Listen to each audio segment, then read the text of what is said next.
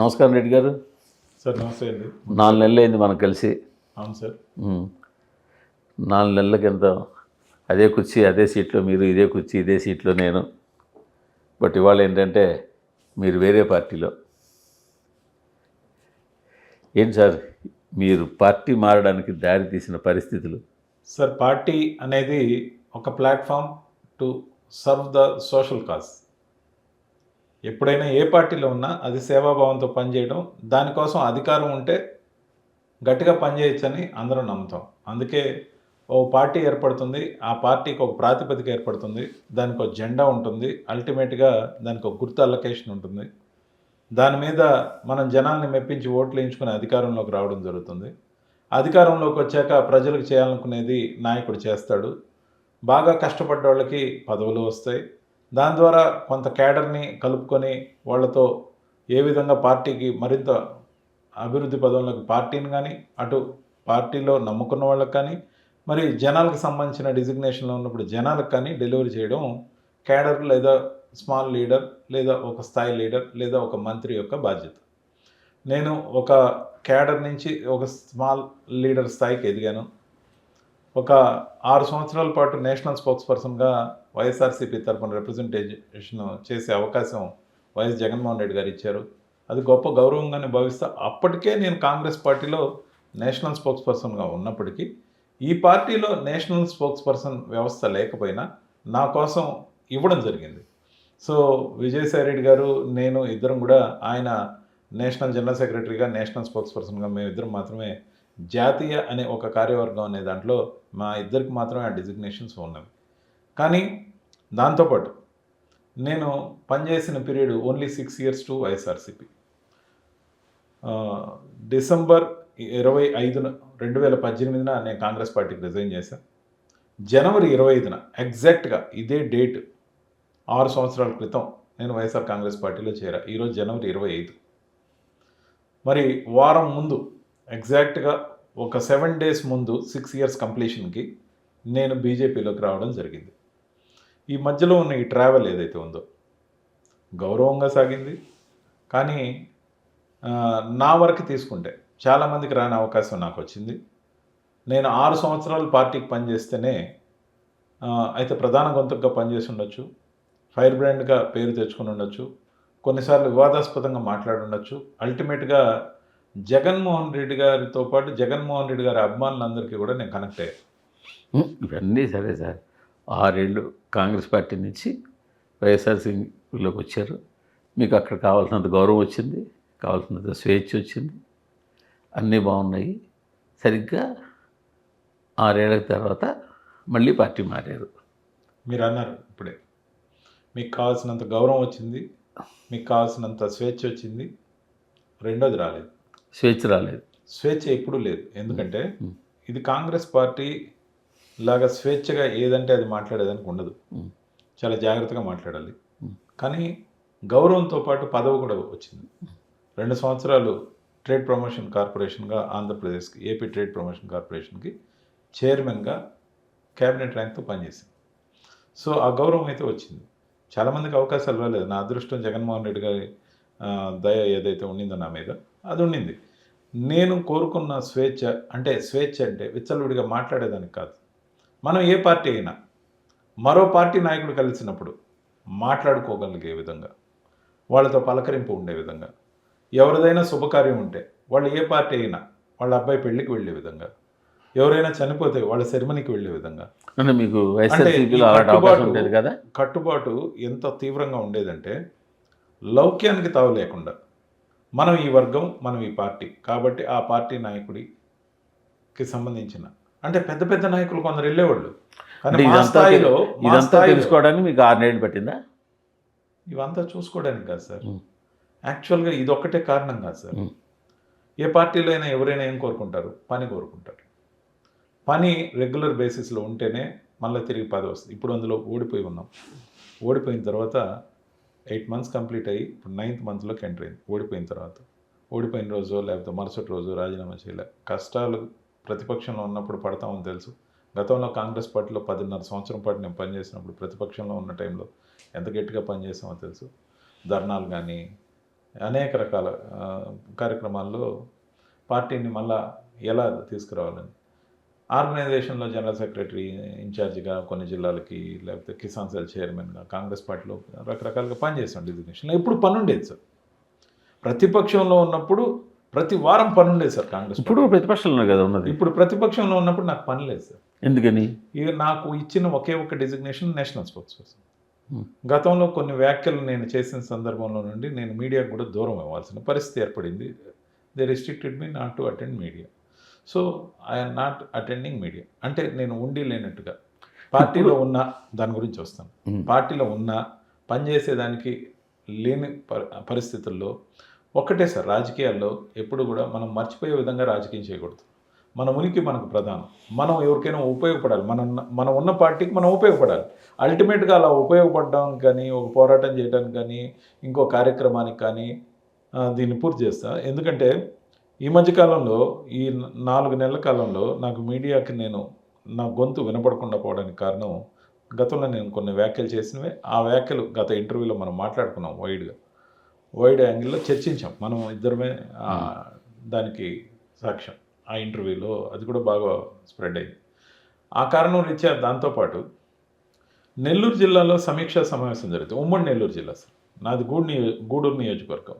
ఉమ్మడి నెల్లూరు జిల్లా సమీక్షా సమావేశాలకి నన్ను పిలవకపోవటం, మిథున్ రెడ్డి గారి సన్నిహితమే, కాకండి గోవర్ధన్ రెడ్డి గారు జిల్లా అధ్యక్షుడి సన్నిహితమే, మేకపాటి కుటుంబంతో బంధుత్వం ఉంది, లేకపోతే అందరితో సత్సంబంధాలు ఉన్నాయి. పర్వతిరెడ్డి చంద్రశేఖర్ రెడ్డి గారు సన్నిహిత మిత్రుడే. ఇదంతా పార్టీ అధికారం కోల్పోయిన తర్వాత, పార్టీ అధికారం కోల్పోయిన తర్వాత పనికొచ్చే వాళ్ళని ఇంకా సమర్థవంతంగా వాడుకోవాలి. నన్ను పక్కన పెట్టడంతో పాటు మూలన పెడుతున్నారనే భావన కలగడానికి ఉమ్మడి నెల్లూరు జిల్లాలో ఉన్న లిస్టు ఏదైతే ఉంటుందో లిస్ట్ ఏం మారలేదు. నన్నేం పార్టీ నుంచి ఎవరు తీయలేదు, నన్నేం సస్పెండ్ చేయలేదు. మరి నేషనల్ స్పోక్స్ పర్సన్గా ఉన్నది నేను ఒక్కడిని.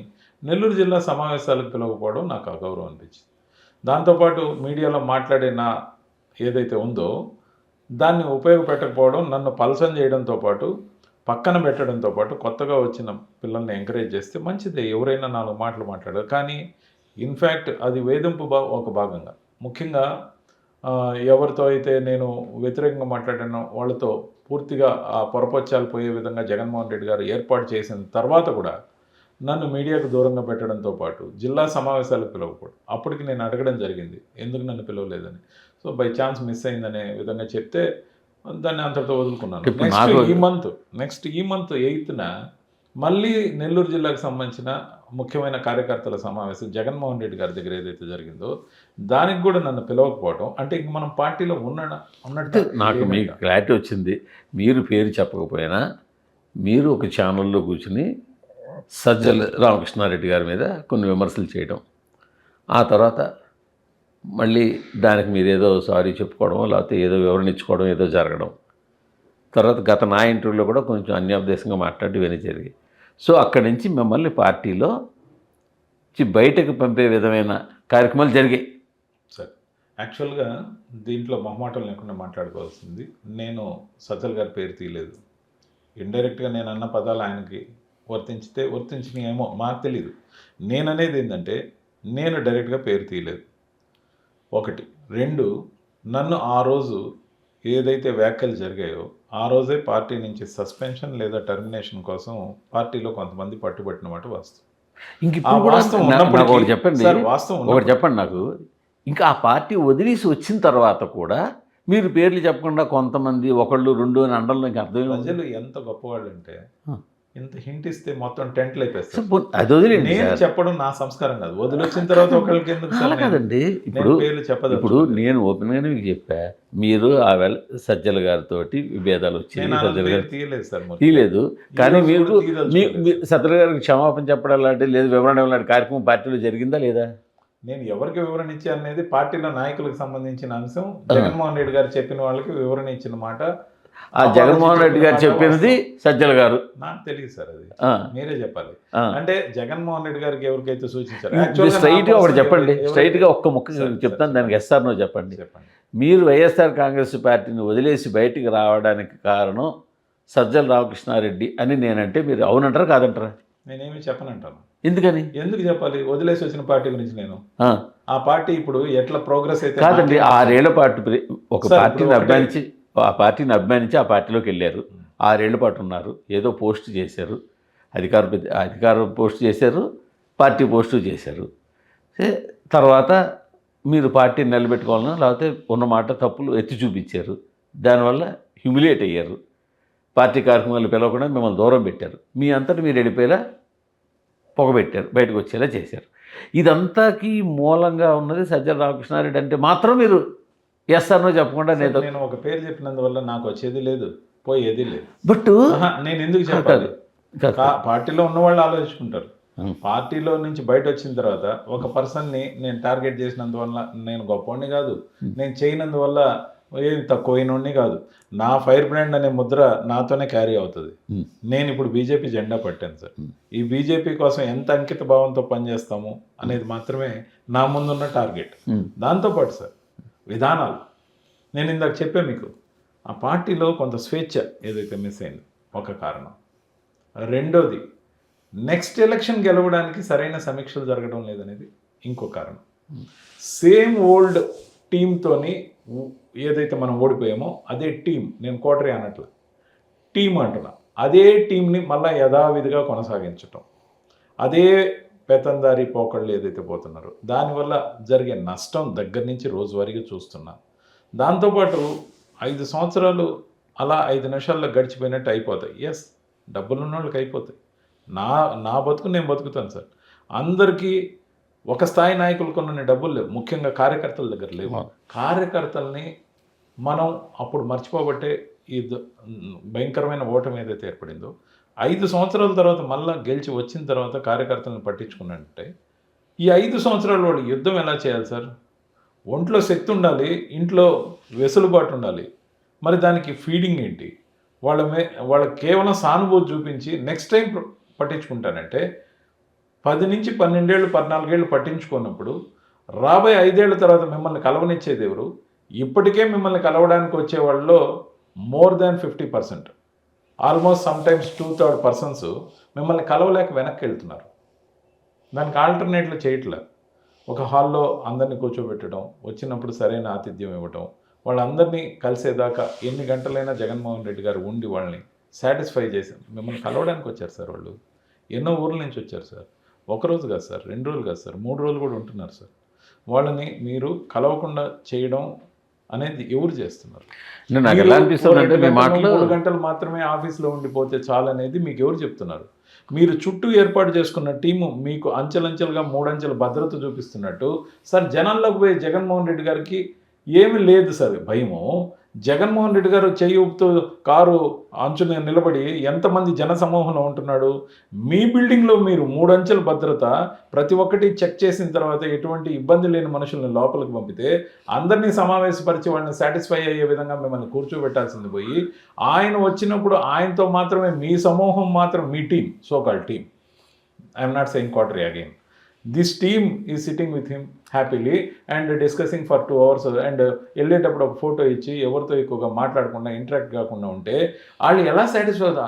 ఏం మార్పు లేదని రోజు తిడుతుంటే అక్కడి నుంచి వెళ్ళే వాళ్ళలో ఆ సాటిస్ఫాక్షన్ లేని లెవెల్ నేను దగ్గర నుంచి రోజు చూశాను. నాకు మీ మాటలు వింటుంటే ఏమనిపిస్తుంది చెప్పండిరా? ఆ పార్టీ వదిలేసి వచ్చారు కానీ అయ్యో జగన్మోహన్ రెడ్డి పార్టీ ఇలా సరిగ్గా చేసుకుంటే బాగుండే, జగన్మోహన్ రెడ్డి ఇలా ఉంటే బాగుండే, ఈ పార్టీని జగన్మోహన్ రెడ్డి గారు నిలబెడితే బాగుండే అనే బాధ లోపల నుంచి మీకు ఇంకా. కాంగ్రెస్ పార్టీలో ఉన్నప్పుడు అన్యాయంగా విభజన జరిగినప్పుడు కూడా ఇలా చేయకుండా ఉంటే బాగుండే అనే అనుకున్నాను. కానీ ఆ రోజున రాహుల్ గాంధీ అండ్ చంద్రబాబు నాయుడు గారి కలయికను వ్యతిరేకించి బయట వచ్చాను నేను. కారణం ఎందుకు రాలే, అంతకుముందు నుంచే నేను వైఎస్ఆర్సీపీలోకి రమ్మని అడిగినా నేను ఈ పార్టీని ఎందుకు వదలాల, నా దగ్గర ఏ కారణం లేదు, దేశానికి స్వాతంత్రం తెచ్చిన పార్టీ, నేను దీంట్లోనే ఉంటానని చెప్పా. కానీ 6 నెలలు 1 year తర్వాత విజయసాయిరెడ్డి గారు నన్ను కంటిన్యూస్గా అడిగిన తర్వాత నేను ఈ పార్టీలోకి వచ్చా. కానీ కారణం ఉన్న రోజు వచ్చా. పిలిచారు కదా, ఇక్కడ ఏదైనా పదవి వస్తుందని రాలేదు సార్. నేను అక్కడే ఉన్నాను రఘువీరెడ్డి గారితో కలిసే ట్రావెల్. రోజు కూడా ఆ రోజు అలా చేయకుండా ఉంటే బాగుండని, అంటే ఈ ఇంటర్వ్యూ తర్వాత బహుశా నెక్స్ట్ టైం మనం ఇంకొక ఇంటర్వ్యూ చేసేటప్పుడు గతంలో ఉండి వచ్చిన పార్టీని గురించి నేను మాట్లాడాల్సిన అవసరమే రాదు. ఎందుకంటే నేననేది నేను ఉండే మీరు బీజేపీ గురించే సార్ మాట్లాడతా. మీరు ఒకటే పాయింట్ని 2 రకాలుగా చెప్పచ్చు. చెప్పండి. జగన్ చేసేది తప్పు, జగన్ చుట్టే ఉన్నవాళ్ళు చేసేది తప్పు, జగన్ వాళ్ళ పద్ధతులు నాకు నచ్చలేదు అందువల్లే బయటకు వచ్చానని చెప్పచ్చు. లేదు అక్కడ చాలా తప్పులు జరుగుతున్నాయి, అలా చూసుకోవట్లేదు ఆయన, చాలా బాధపడుతున్నారు. మీకు మీ మాటల్లో ఆయన మీద సింపతి కనిపిస్తుంది, ఆ చుట్టూ ఉన్న క్వార్టర్ మీద కోపం కనిపిస్తుంది. మీరు క్వార్టర్ అనే పదం వాడారు, నేను టీం అనే పదం. పోనీ మీరు సార్, ఆయన మీరు ఒకటే చుట్టూ ఉన్న టీం మీద గుర్తుపెట్టుకోండి. కోపం సార్, కనిపిస్తుంది, ఇప్పుడు ఒకటే గుర్తు- ఆయన ఆ టీంని గమనించుకోలేకపోతున్నాడు అనే సింపతి మీ మాటలో కనిపిస్తుంది. అంటే ఇంకా ఎక్కడో మీకు జగన్ గారి మీద ఎక్కడో మూల సింపతి ఉన్నట్టే కనిపిస్తుంది. దాన్ని సింపతి అంటామా, ఆరోపణ అంటే అంటామా? దీన్ని బట్టి మీరు నిజంగా బయటకు వచ్చారా? 100%. ఆ? సార్, నేను ఎంత కమిటెడో ఆ. వైఎస్ జగన్మోహన్ రెడ్డి గారికి, ఆ పార్టీ నాయకులకి అందరికీ తెలుసు. నేను ఎంత కమిటెడో, ఎంత హార్డ్ కోర్గా పనిచేస్తాను జెండా పట్టిన తర్వాత. రాబోయే రోజుల్లో బీజేపీలో మీరు చూస్తారు. అదే టైంలో సార్, నేను ఇన్ కంపారిజన్, నేను వదిలే ముందు నేను ఏ పార్టీకైనా పోవాలి. నేను రాజకీయాల్లో ఉన్నా, నాకు కొంతమంది మిత్రులు ఉన్నారు, నమ్ముకున్న అనేక మంది, కొంతమంది లైక్ మైండెడ్ నాతో ట్రావెల్ అయ్యే వాళ్ళు ఉంటారు. వాళ్ళందరికీ నేను రాజకీయాల్లో లేకుండా ఈ రోజున విజయసాయి రెడ్డి గారు రాజీనామా చేసిన తర్వాత నేను ఇంకా రాజకీయాల్లో ఉన్నానని అయితే నేను చెప్పదలుచుకోవాలి. నాకు ఇంకా రాజకీయాల్లో కొనసాగాలని ఉంది. నేను up to retirement of my life, అవును, not to certain age, up ఈ టు లైఫ్ ఏజ్కి నేను ఈ విజయసాయి పార్టీలో రెడ్డి గారికి ఉండాలని చాలా తేడా ఉందిలేండి. సార్. అందుకని నేను అనేది ఏంటంటే, రాజకీయాల్లో ఉన్నప్పుడు ఏ పార్టీని ఎంచుకోవాలి, ఎందుకు ఎంచుకోవాలని కూడా ఆలోచన చేశాను. అంతేగాని మీరైతే జగన్ కోవట్ కాదంటారు బీజేపీలో. సార్, జగన్మోహన్ రెడ్డి గారి మీద అభిమానం ఉన్నంత మాత్రాన జగన్మోహన్ రెడ్డి గారి కోవట్టుగా ఇంకో పార్టీలో బతకను సార్. నేను ఒకటే గుర్తుపెట్టుకోండి, చేసే పనిలో ఏదైనా ఒక నిర్ణయాత్మకమైన నిర్ణయం తీసుకున్న తర్వాత ఏ జెండా పట్టామో దానికి అంకిత భావంతో ఉండాలి. ఆ లక్షణం ఉన్న వ్యక్తిని నేను. ముఖ్యంగా ఈ నెక్స్ట్ ఇంటర్వ్యూ నుంచి వైఎస్ జగన్మోహన్ రెడ్డి గారి గురించి, లేకపోతే వైఎస్ఆర్సీపీ గురించి నేను ఇంక మీద మాట్లాడను. ఎందుకు మాట్లాడాలి అంటే, ఈ ట్రాన్సిషన్ పీరియడ్లో వచ్చిన ఫస్ట్ ఇంటర్వ్యూ కాబట్టి మాట్లాడుతున్నా. నెక్స్ట్ టైం నుంచి నేనున్న పార్టీ బీజేపీ, మోడీ గారి నాయకత్వం, అమిత్ షా గారి నాయకత్వం, లేకపోతే రాష్ట్ర నాయకత్వం ఇప్పుడు పురంధేశ్వరి గారి నాయకత్వంలో ఉంది. రేపు ఎవరు కొత్త అధ్యక్షుడైనా, మేడం గారు కంటిన్యూ అయినా, ఆంధ్రప్రదేశ్ దిశ ప్రకారం కూటమి ముఖ్యమంత్రి చంద్రబాబు నాయుడు గారి కూడా మాట్లాడాలి. మీరు మాట్లాడతాను సార్. ఎందుకంటే ఇప్పుడు కూటమి ఇప్పుడు మీరు ఒక విధంగా కూటమిలో ఉన్నారు. ఎస్, అందుకనే సార్ కూటమి సీఎం ఆయన. ఇప్పుడు చంద్రబాబు నాయుడు గారిని విమర్శించాల్సిన పని లేదు, ఎందుకంటే కూటమి ధర్మం కాదు. అలాగే పవన్ కళ్యాణ్ గారిని విమర్శించిన పని ఉంది అసలు అవసరం లేదు, కూటమి ధర్మంలో ఉన్నాం. అది విమర్శించాల్సిన అవసరం ఏముంది? ఏదన్నా చిన్న చిన్నవి ఉన్నా కూడా విమర్శించకూడదు. అంటే అదే వైఎస్ఆర్సీపీ స్పోక్స్ పర్సన్గా అయితే విమర్శించాలి. ముఖ్యంగా ఈ మధ్య కాలంలో మాకు ఇచ్చే స్క్రిప్ట్లు పార్టీలని తిడితేనే మన పార్టీ మనుగడ ఉంటుందనే విధంగా దుర్మార్గమైన స్క్రిప్ట్లు ఏవైతే ఇస్తున్నారు, 12 పేజీలు 14 పేజీల స్క్రిప్ట్లు బాగా హైలైటర్తో మార్క్ చేసి హార్ష్గా రాసిన వర్డ్స్, వాటినన్నింటినీ నాకు చూస్తే అనిపించింది, పార్టీని బతికించుకోవడం కోసం, పార్టీలో నమ్మకాన్ని ప్రొజెక్ట్ చేసుకోవడం, లేకపోతే సరైన సమీక్షలు కాకుండా ఇలా తిట్లు వల్ల ఏమయ్యారు? ఈ స్క్రిప్ట్లు ఎవరు రాస్తారు సరే? అది ఎవరు రాస్తారో పార్టీ వాళ్ళందరికీ తెలుసు. నేను ఎన్ని రోజులు వచ్చాను, వాళ్ళు ఎవరు స్క్రిప్ట్లు ఇచ్చారు వాటిని బట్టి కూడా మాట్లాడాను. దానికి వింగ్ ఉంటుందా? దానికి వింగ్ ఉంటుంది, మీడియా వింగ్ అంటారు దాన్ని. సో ఆ మీడియా వింగ్ మామూలుగా ఎవరు చూస్తున్నారు అంటే ఆ స్క్రిప్ట్లో ఏది ఉంటే అదే చదువుతారు మీరు? సార్ అదే కాదు, దాంట్లో నుంచి ఉన్న కంటెంటే మాట్లాడాలి. 10 పదాలు తక్కువ మాట్లాడచ్చు. అప్పుడు మరి దాన్ని ప్రత్యేకంగా ఒక స్పోక్స్ పర్సన్, ఒక అధికార ప్రతినిధి ఎందుకు? కాస్త అర్థం చదవగలిగిన వాళ్ళు ఎవరైనా చదవచ్చు కదా. అందుకనే కదా సార్, ఇప్పుడు ఎవరైనా స్పోక్స్ పర్సన్స్ కాకపోయినా, వాళ్ళకి ఐడి కార్డు లేకపోయినా ఎవరో ఒకరితో నడిపించుకుంటున్నారు పని. ఇప్పుడు అఫిషియల్ స్పోక్స్ పర్సన్ అయ్యే ఉండాల్సిన అవసరం లేదు. వాళ్ళకి ఆ డిజిగ్నేషన్ లేకపోయినా ఆ పూటకి ఎవరు దొరికితే వాళ్ళతో కానిచ్చేస్తున్నారు. కానీ అలా కాకుండా ఆడ ఉండే వాళ్ళకి 4గురికైనా 10 మందికైనా 14 మందికైనా ఆ ఇచ్చిన డిజిగ్నేషన్కి న్యాయం చేస్తూ వాళ్ళకి ఒక ఐడి కార్డు ఇస్తే ఈరోజు కూడా నేను సంతోషిస్తాను. నా ఒక్కడికి మాత్రమే నేషనల్ అఫిషియల్ స్పోక్స్ పర్సన్గా వైఎస్ జగన్మోహన్ రెడ్డి గారి సంతకంతో కార్డు ఉంది. కానీ ఇంకెవరికి లేదు. అయ్యో అనిపిస్తుంది నాకు, ఇన్నేళ్ల పోరాటంలో వీళ్ళు రోజువారీ మీడియాకు వచ్చి రకరకాల కేసులు పెట్టించుకుంటున్న పరిస్థితుల్లో కూడా ఐడి కార్డు లేవు. నాకు సహచరులుగా పనిచేసిన వ్యక్తులందరికీ కూడా ఇది ఉద్దేశించే మాట్లాడుతున్నా, వాళ్ళకి పాపం నిజంగా ఐడి కార్డు లేదు. నేను అనేది ఏంటంటే, నేను పార్టీ వదలాలనుకున్నప్పుడు ఇన్ని కారణాలతో, ఒకటి నాకు పని లేదు, నన్ను పక్కన పెడుతున్నారు, పొమ్మని లేక పొగ పెడుతున్నారు, సమావేశాలకు పిలవట్ల, నాకు ప్రధానమైన ఇచ్చిన designation national official spokes person, నన్ను నేషనల్ ఛానల్స్కి లడ్డు రోల్లో పోతే కూడా నువ్వు పో మాకు మళ్ళీ చెప్పేదాకని ఎవరో చెప్పారు, పార్టీకి సంబంధించిన వ్యక్తి. సరే, ఇంకా పోవద్దు అన్నప్పుడు ఎందుకు పోతాం? యూట్యూబ్ ఛానల్స్ కూడా పోవద్దు కొంతకాలం. మరి పార్టీ దీంట్లో విశ్వాసాన్ని గెలవండి అన్నారు. సరే 2 నెలలు గమ్మునున్నా. మొన్న ఒక ప్రెస్ మీట్ ఇచ్చారు. ఆ ప్రెస్ మీట్ తర్వాత కూడా మళ్ళా నన్ను ఏ ఛానల్‌కి పిలవకుండా మళ్ళా ఫోన్‌లు చేసి ఆపారు. ఈ ఫోన్‌లు చేయడం ఎందుకు సార్? నువ్వు అసలు పర్మనెంట్‌గా పోవద్దు. లేదా నన్ను సస్పెండ్ చేయొద్దు. యాక్చువల్‌గా జరిగిందేంటంటే సో కాల్డ్ వ్యాఖ్యలు ఆగస్టు 29వ తేదీన నేను చేసిన దాని తర్వాత నన్ను ఇమ్మీడియేట్‌గా సస్పెన్షన్ లేదా టర్మినేషన్‌కి ఎవరైతే పట్టుబట్టారో వాళ్ళ కోరిక నెరవేరకపోవడానికి రవి నాకు కావాలి. రవి మంచి స్పోక్స్ పర్సన్. నాకు అవసరం అని చెప్పి జగన్మోహన్ రెడ్డి గారు అట్టే పెట్టుకోవడం వాళ్ళకి నచ్చల. ఆయన ముందు సరేను తనకు పనిస్తాము, మళ్ళా కలుపుకుంటామని చెప్పినప్పటికీ ఛానల్స్‌కి డైరెక్ట్‌గా ఫోన్ చేసి సరే, ఇవన్నీ ఆలోచించండి. ఇప్పుడు మీ పాయింట్కి వచ్చారు కదా, ఆగస్టులో మాట్లాడిన తర్వాత నాకు రవి కావాలి అని జగన్ గారు అని, అది వాళ్ళకి నచ్చలేదు. సో అక్కడ ఏం జరిగింది అంటే 7, జగ 8 సార్లు జగన్ సార్, గారు అది మిమ్మల్ని జరిగాక పిలిచిన తర్వాత 7, 8 కాదు times. ఆ పర్టికులర్ టైంలో ఏం జరిగింది? ఎవరికి మీ చేత వివరణ ఇప్పించారు? ఎవరికి మీ చేత సారీ చెప్పించారు? ఎవరినైతే ఉద్దేశించి నేను అన్నానో వాళ్ళకి చిన్న అపాలజీ చెప్పమన్నారు. వాళ్ళు ఎంతమంది? ఒకళ్ళ ఇద్దరా ముగ్గురా? ఒకళ్ళే కదా? ఇద్దరు సార్, ఇద్దరు. ఇద్దరు ఇద్దరికి మీ చేత వివరణ ఇప్పించారా? ఎవరిని ఇప్పించారు. ఆ. I said apology. ఏమని ఇచ్చారు మీరు వివరణ? Sir what happened is in emotional flow which has to be సరే. Spoke in private. మన ఇంటర్నల్గా మాట్లాడాల్సింది గబుక్కుని మాట్లాడానని చెప్పారు. అంటే మీరు అది కరెక్టేనా? మీరు అలా వివరణ కరెక్టే అంటారా? Sir in the interest of the party చెప్పమని జగన్ గారు అన్నారు. నేను చెప్పాను. Sir in the interest of the party అన్నప్పుడు ఈగోలు ఏం ఉండాల్సిన అవసరం లేదు. అందులో సాక్షాత్ నాయకుడు చెప్పమన్నప్పుడు ఎందుకు చెప్పం సార్? చెప్తాం సార్. కానీ మీరు అలా ఇచ్చినా దానివల్ల ప్రయోజనం లేకుండా పోయింది. లేకుండా పోయింది. ఎందుకంటే నాయకుడు ఏమో నన్ను కోరుకున్నారు, కానీ వాళ్ళు ఈగో సాటిస్ఫై కాల. వాళ్ళు ఉండకూడదు అనుకున్నారు. మీరు బయట So, పంపేదాం. నేను బయట రావాల్సి వచ్చింది. బయట సరే, వచ్చి ఇప్పుడు బయటకు వచ్చే ముందు మళ్ళీ జగన్ గారిని కలిసారా? సార్ లాస్ట్ మంత్ కలిశాను. కానీ ఇన్ఫ్యాక్ట్ నేను జగన్ గారికి చెప్పే వెళ్ళాలనుకున్నాను. చెప్తే ఆయన ఎటు పోనీరు, కానీ వీళ్ళు ఎటు మారరు. మరి ఆయన చేత పోవద్దని అనిపించుకున్న తర్వాత పోవడం ఎందుకని నేను ఒక సరైన నిర్ణయం తీసుకునే టైంలో ఒక ప్లాట్ఫామ్ ఏదైతే ఎంచుకుంటున్నానో ఆ ప్లాట్ఫామ్ ఎందుకు ఎంచుకుంటున్నానో కూడా చెప్పాలి. అది ఇప్పుడు చెప్తారు కదా. మీరు సరిగ్గా ముందుకు వచ్చిన బయటకు వచ్చిన కొన్ని రోజులకే మీకు బాగా సన్నిహితమైన విజయసాయి రెడ్డి గారు బయటకు వచ్చారు. ఇప్పుడు సరే, ఆయన ఏ రాజకీయ పార్టీలోకి వెళ్ళను, రాజకీయాలు చేయను అన్నారు, అది వేరే సంగతి. సో దానికి కలిపి చూడొచ్చా? కలిపి చూడడం. నిన్న కూడా ఒక ఛానల్లో నేను ట్రావెల్లో ఉన్నప్పుడు ఫోన్ ఏం తీసుకున్నారు ఏబిఎన్లో. కానీ దాన్ని దీనికి లింక్ చేసి చూడొద్దని చెప్పాను. ఎందుకు చెప్పానంటే దానికి దీనికి అసలు సంబంధమే లేదు. ముఖ్యంగా ఎవరైనా నాయకుడితో పోయేవాడు నాయకుడు వెనకాల వెళ్తాడు. విజయసాయి రెడ్డి గారి ద్వారానే నేను ఈ పార్టీలోకి వచ్చాను. కానీ విజయసాయి రెడ్డి గారితోని లేదా విజయసాయి రెడ్డి గారి తర్వాత చేరితే విజయసాయి రెడ్డి గారి అనుచరుడుగా పార్టీ మారినట్టు. ముందు నేను వెళ్ళిపోయాను సార్ పార్టీ నుండి. ముందు నేను వెళ్ళిపోయాను 1 వీక్ బ్యాక్. కానీ ఇవన్నీ నమ్మాలంటారా? మీరు కానీ విజయసాయి రెడ్డి గారు కానీ బయటకు వచ్చింది ఇవన్నీ నమ్మదగ్గవేనంటారా? ఒక్కటే మాట, 100% నేనే దేవుడి మీద ప్రమాణాలు చేస్తాను.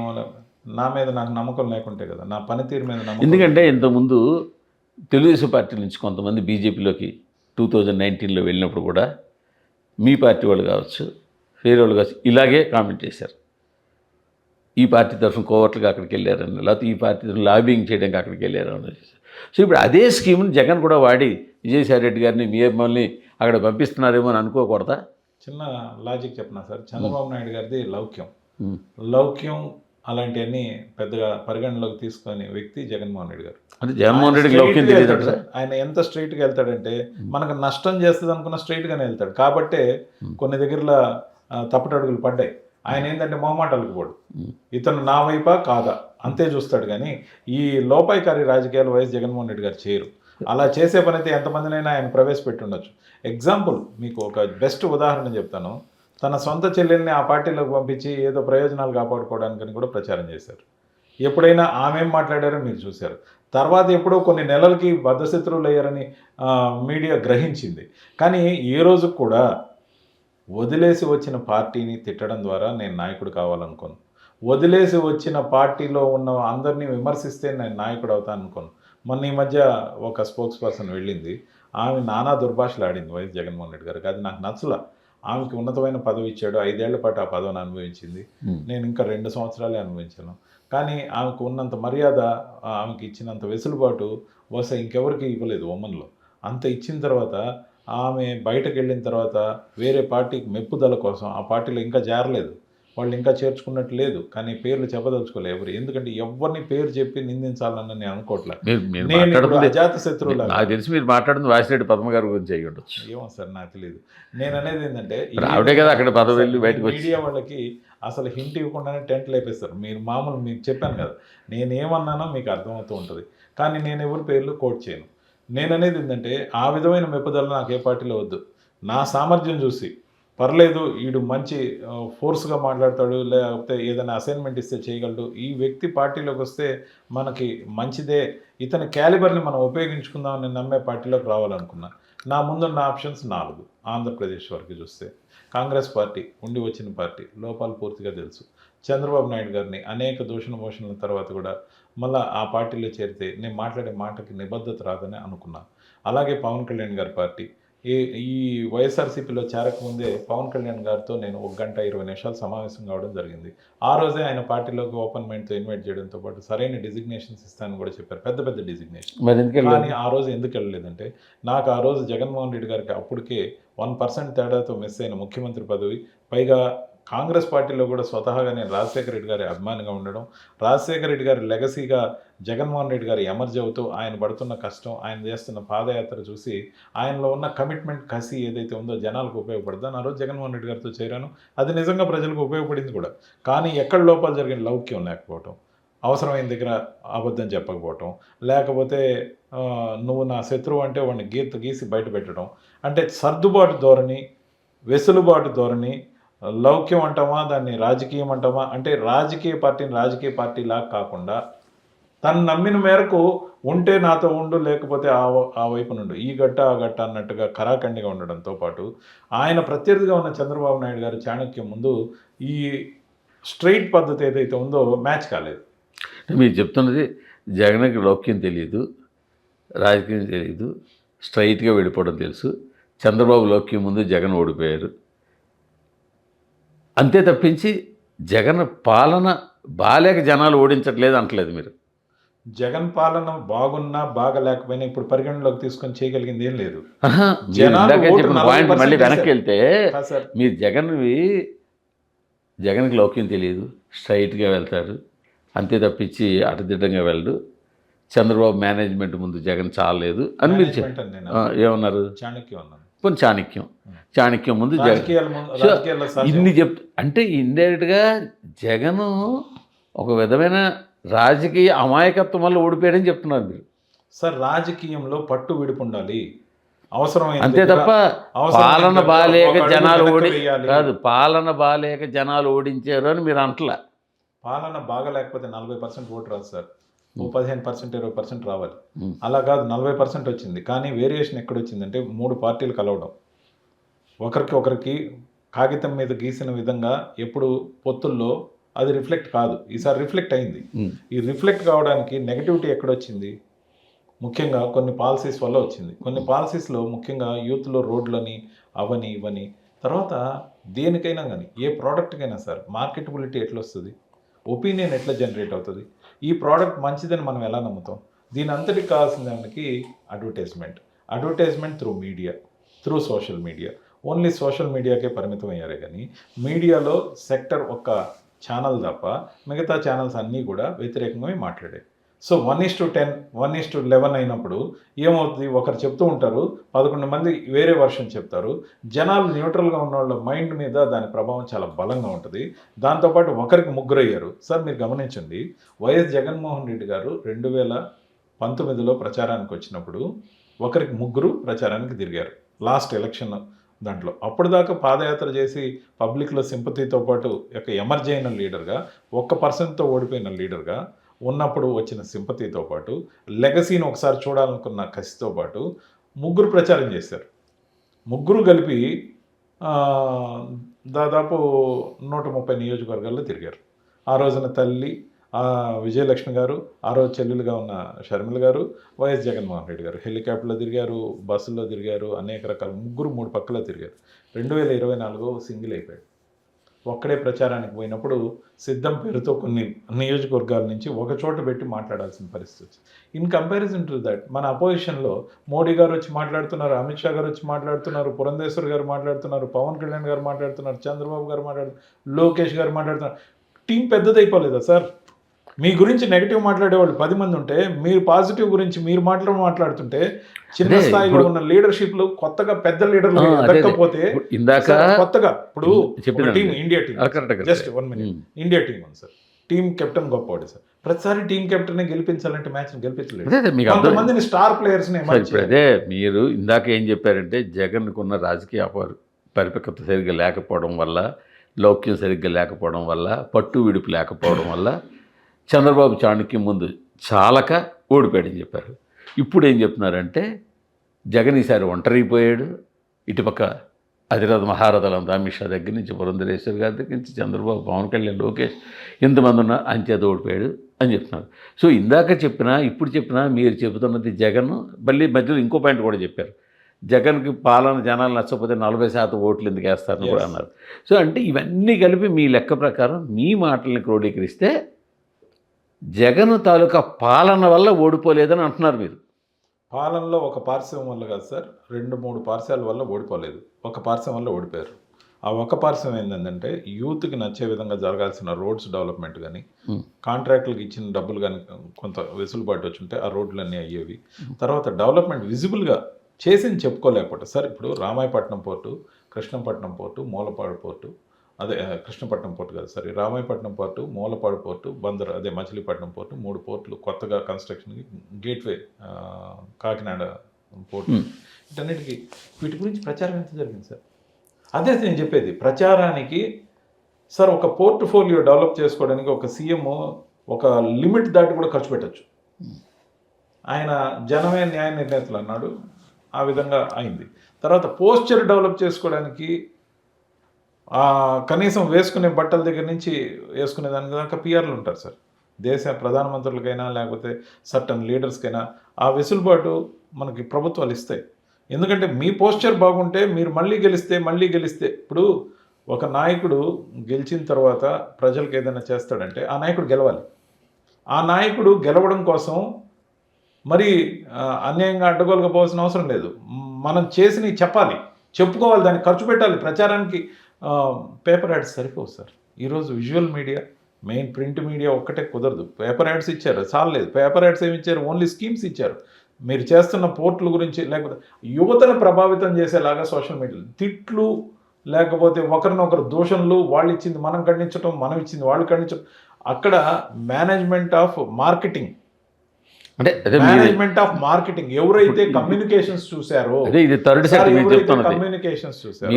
ఎవరైతే మీడియా మేనేజ్మెంట్ చూసారో, ఎవరైతే పోస్చర్ అండ్ ప్రొఫైల్ డెవలప్ చేయలేదో వాళ్ళు ప్రధానమైన ముద్దాయి.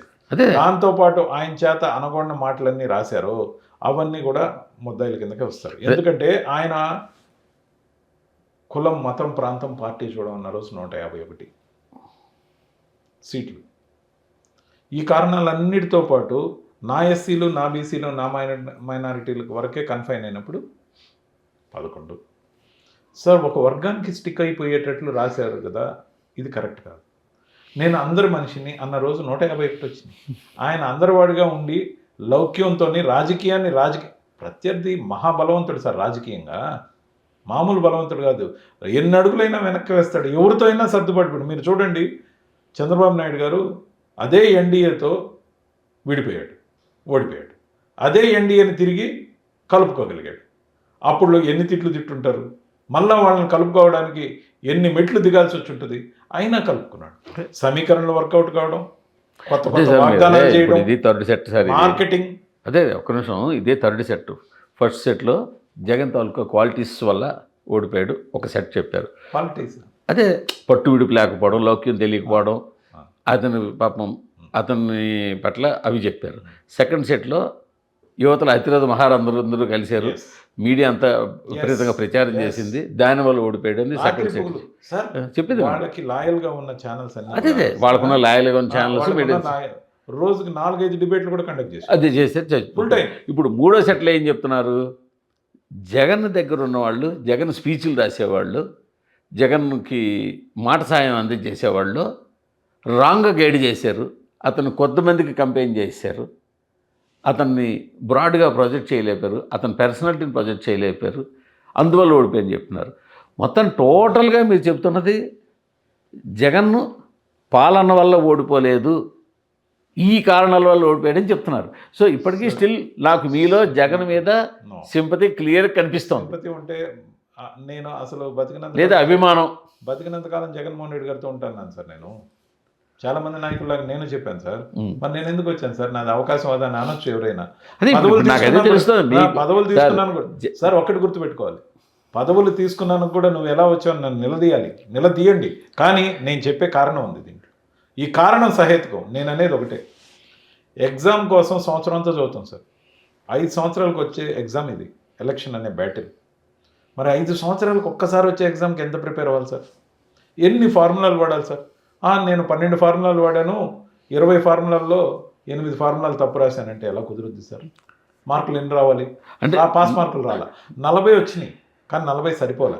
నేననేది సార్ ఒక్క నిమిషం, నేననేది ఫార్ములాలు సరిగ్గా పడలేదు, అది తప్పు అయిపోయింది. 2024లో ఓడిపోయాం, ఇట్స్ ఓకే. ఓడిపోయాం.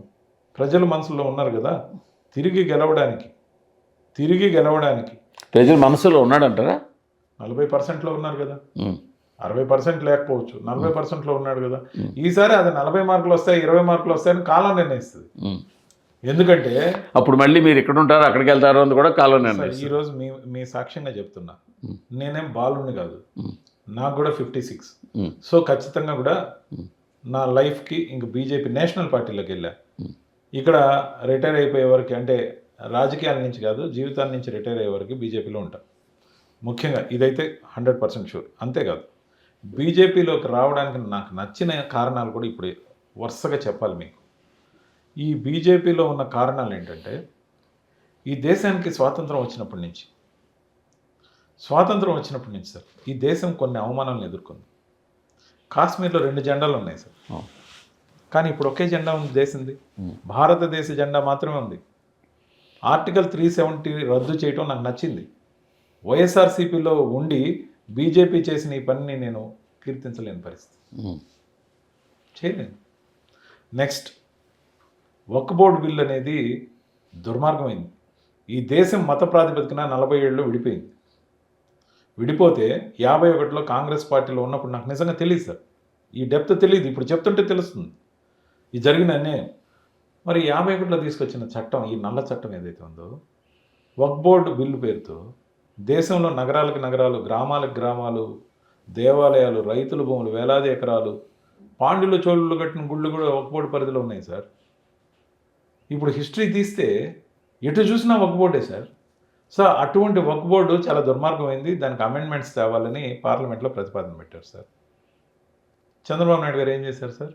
ఆంధ్రాలో వక్ఫ్ బోర్డుని రద్దు చేశారు. ఆ పార్లమెంట్లో బిల్లుకి మద్దతు ఇస్తున్నారు. వైఎస్ఆర్సీపీ ఏం చెప్పింది సార్? అసలు ఇవ్వననేది. అంటే ఎందుకు ఇవ్వరు సార్? ఇది న్యాయమైన మాట, ఎందుకు ఇవ్వరు సార్? అంటే ముస్లిం మైనారిటీల అంశం కాదు సార్, ఇది దేశం యొక్క అంశం. Waqf board is not for religion. ఆ రిలీజియన్ కోణంలో ఏర్పడ్డ ఒక బోర్డు అది. కానీ వక్ఫ్ బోర్డు మీరు ఆలోచించండి సార్, మీరు కూడా మన మీడియా ద్వారా ప్రజల్లోకి వెళ్ళాలి. వక్ఫ్ బోర్డులో ఉన్న ల్యాండ్ అంతా ముస్లిమ్స్కి ఏమన్నా పంచారా?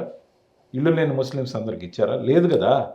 అనేక కులాలు, అనేక మతాలు ఎప్పుడో 1951 తర్వాత నుంచి అనుభవిస్తున్న సాగుబడిలో ఉన్న భూములు, ప్రార్థనా స్థలాలు, ఇళ్ళు, వాకిళ్ళు, నగరాలు, ఏదో ఒక ఫైండ్ అయిన వక్ఫ్ బోర్డు నాదంటే దీని విషయంలో సుప్రీంకోర్టుకు పోయినా పట్టించుకోకూడదు, సుప్రీంకోర్టు కూడా దీంట్లో దఖలు పడకూడదని ఒక చట్టం చేసిన దుర్మార్గం కాంగ్రెస్ పార్టీ చేసిందని ఇక్కడికి వచ్చినానికి ఇప్పటికి అర్థమైంది సార్ నాకు. ఆ బిల్లు ప్రవేశపెట్టిన రోజు పార్లమెంట్లో జరుగుతున్న స్పీచ్ల్లో అమిత్ షా గారు మాట్లాడుతున్నప్పుడు నాలో ఒక ఉద్రేకం వచ్చింది సార్. ఇదేంది ఇది ఇంత అదేవిధంగా ఆర్టికల్ 370 రద్దు విషయంలో కూడా గూస్ బంప్స్. యాక్చువల్గా అమిత్ షా గారు మాట్లాడుతున్నప్పుడు, మోడీ గారు మాట్లాడుతున్నప్పుడు దేశభక్తి వాళ్ళకి కనిపించింది సార్. చాలామంది బీజేపీ గురించి మాట్లాడేటప్పుడు దేశం కోసం, ధర్మం కోసం అంటే చాలా తప్పుగా అవహేళన చేస్తున్నప్పుడు నిజమేనేమో అని నమ్మాను. కానీ నిజంగానే దేశభక్తితో ఆర్టికల్ 370 రద్దు అయింది.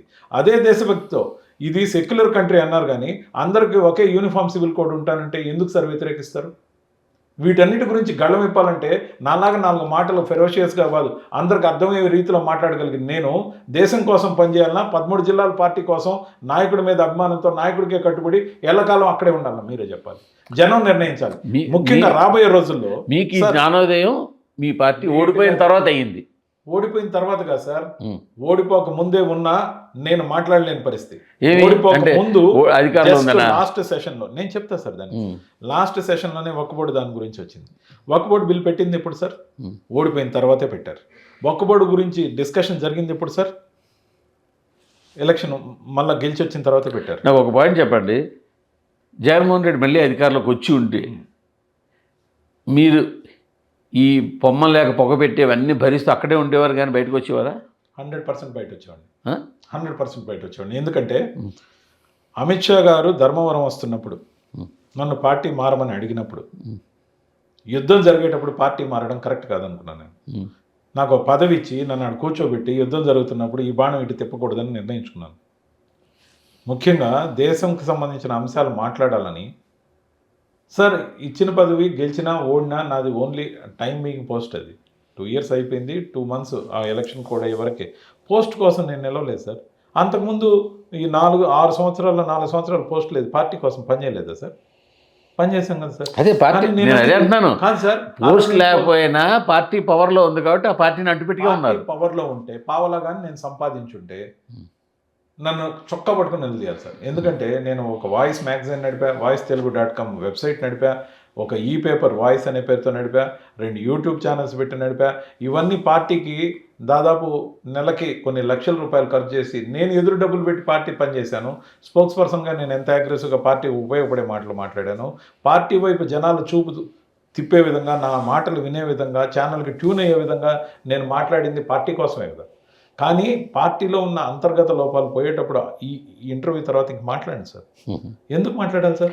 లోపల ఎక్కడ మాట్లాడారు మీరు? కాదు సార్, లోపల ఎక్కడ మాట్లాడారు? చెప్పాను కదా సార్, లౌక్యం లేకపోవడం, ఒక గట్ట ఆ గట్ట ఈ గట్ట అన్నట్టు ఉండటం. మీ ఇంటర్వ్యూ అంతా చూస్తే జగన్ ఓడిపోవడానికి కారణం జగన్ పాలన కాదు, జగన్ తాలూకా అమాయకత్వం, జగన్ చుట్టూ ఉన్న వాళ్ళు చేసిన తప్పులు, జగన్ తప్పుదారి పట్టించారు గుర్తుపెట్టుకోండి సార్ అని మీరు చెప్పారు. ఇప్పుడు టీం ఉంది సార్, టీం నాయకుడు ఎవరిని ఎంచుకోవాలనేది ఆయన స్వేచ్ఛ. ఇక్కడ ఏమి సెలక్షన్ బోర్డు లేదు సార్, ఇక్కడ ఏమి హైకమాండ్ లేదు సార్. హైకమాండ్ ఉంటే ఇంకో బోర్డు ఉంది. ఆయన రాంగ్ పర్సన్ ఎంచుకున్నాడు అంటారు.